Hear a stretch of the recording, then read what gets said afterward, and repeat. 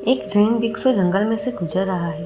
अचानक वह सजग हो जाता है कि एक शेर उसका पीछा कर रहा है, इसलिए वह भागना शुरू कर देता है। लेकिन उसका भागना भी जैन ढंग का है।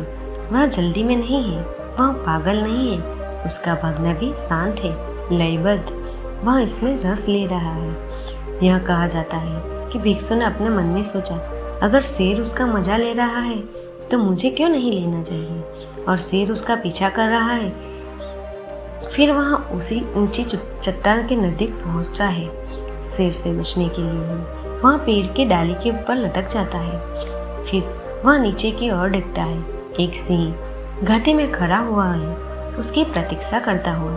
फिर शेर वहां पहुंच जाता है, पहाड़ी की चोट पर, और वह पेड़ के पास ही खड़ा हुआ है। भिक्षु बीच में लटक रहा है, बस डाली को पकड़े हुए।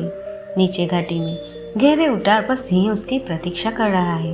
भिक्षु हंस पड़ता है। फिर वह ऊपर देखता है। दो चूहे, एक सफेद और एक काला, डाली ही उतर रहे हैं। तब वह बहुत जोर से हंस देता है।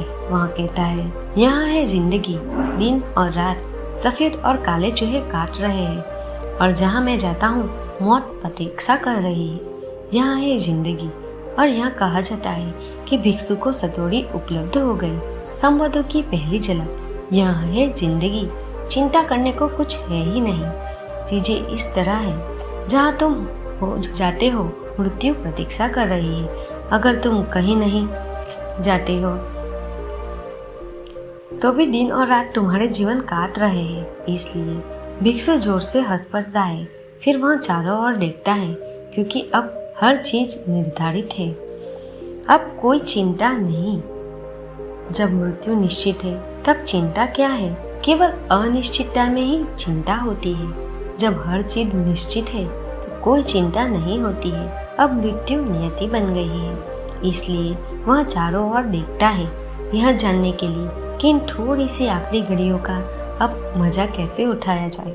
उसे होश आता है कि डाल के बिल्कुल नजीक ही कुछ स्ट्रॉबेरीज है, तो वह कुछ स्ट्रॉबेरी को तोड़ लेता है, उन्हें खा लेता है। वे उसके जीवन की सबसे बढ़िया स्ट्रॉबेरी है। वह उनका मजा लेता है, और ऐसा कहा जाता है कि वह उस घड़ी में समृद्धि को उपलब्ध हो गया है। वह बुद्ध हो गया, क्योंकि मृत्यु के इतना निकट होने पर भी वह कोई जल्दी में नहीं था। वह स्ट्रॉबेरी में रस ले रहा था। वह मीठी थी, उनका स्वाद मीठा था।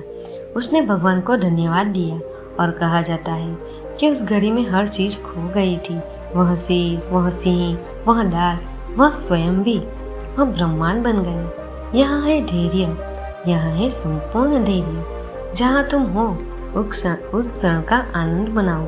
भविष्य के पूछे बिना कोई भविष्य मन में नहीं होता। केवल वर्तमान क्षण हो, वही वर्तमान में तुम संतुष्ट होते हो। तब कहीं जाने की कोई आवश्यकता नहीं है। जहाँ तुम हो उसी बिंदु में से उसी क्षण ही तुम सागर में गिर जाओगे। तुम ब्रह्मांड के साथ एक हो जाओगे। दोस्तों, अगर तुमको मेरा वीडियो पसंद आए तो मेरे चैनल को सब्सक्राइब कीजिए, वीडियो को लाइक और शेयर कीजिए। धन्यवाद।